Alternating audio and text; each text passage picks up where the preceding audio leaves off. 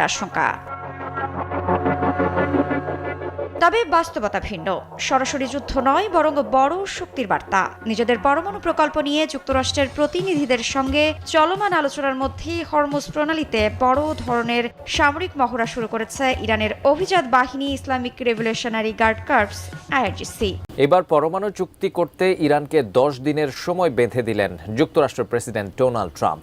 এই সময়ের মধ্যে চুক্তি না হলে দেশটিতে হামলার হুমকি দিয়েছেন তিনি।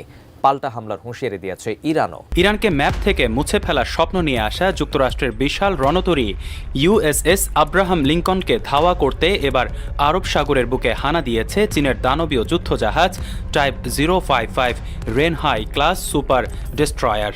ট্রাম্প প্রশাসনের কলিজার পানি শুকিয়ে দিতে বেইজিংয়ের এই একটি চালই যথেষ্ট। আন্তর্জাতিক সামরিক বিশ্লেষকদের মতে শিকার করতে এসে এবার নিজেই শিকারে পরিণত হতে যাচ্ছে যুক্তরাষ্ট্র।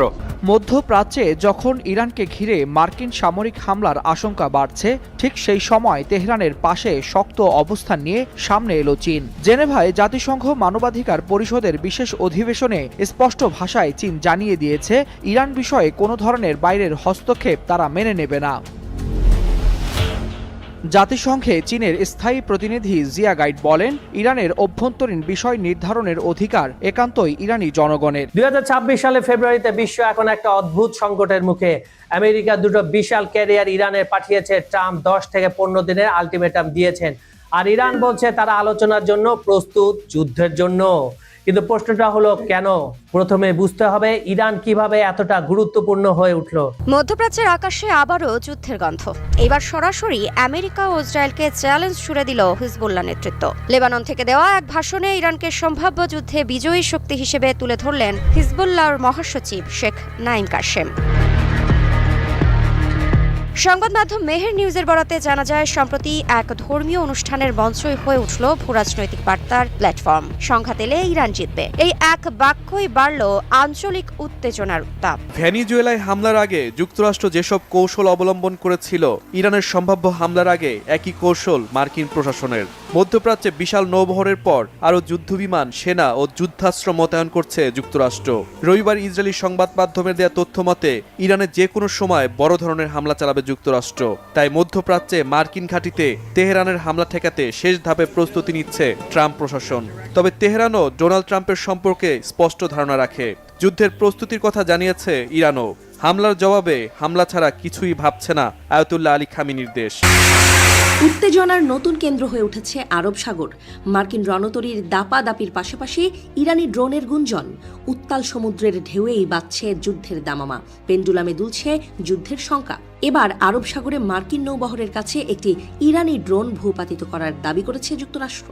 মার্কিন সামরিক বাহিনীর দাবি, ড্রোনটি আক্রমণাত্মক ভঙ্গিতে পারমাণবিক শক্তিচালিত বিমানবাহী রণতরী ইউএসএস আব্রাহাম লিঙ্কনের দিকে এগিয়ে এসেছিল।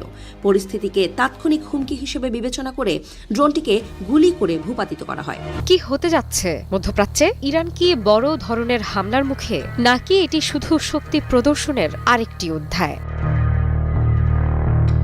মধ্যপ্রাচ্যের আকাশ বাতাস এখন থমথমে। মার্কিন বিমানবাহী রণতরী ইউএসএস আব্রাহাম লিঙ্কন মোতায়েনের পর ইরান সর্বোচ্চ সতর্ক অবস্থানে। তেহরানের আশঙ্কা, যে কোনো মুহূর্তে যুক্তরাষ্ট্র ও ইসরায়েলের পক্ষ থেকে ক্ষেপণাস্ত্র হামলা আসতে পারে। ব্রিটিশ সংবাদ মাধ্যম দ্য গার্ডিয়ান জানিয়েছে, মার্কিন নৌবহরটি এমন দূরত্বে রয়েছে যেখান থেকে সরাসরি ইরানকে আঘাত করা সম্ভব।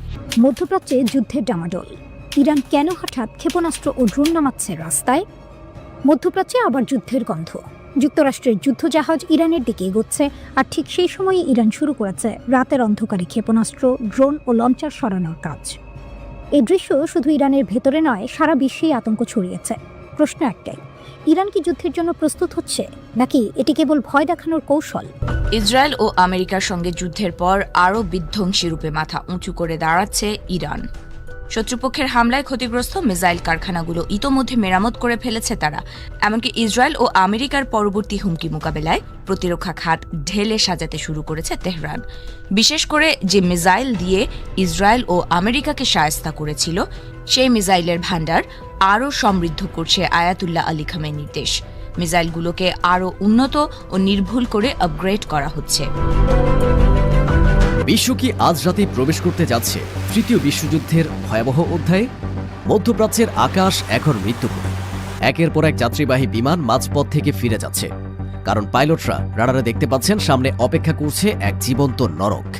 ইরান এবার আর কোনো রাগঢাক রাখেনি।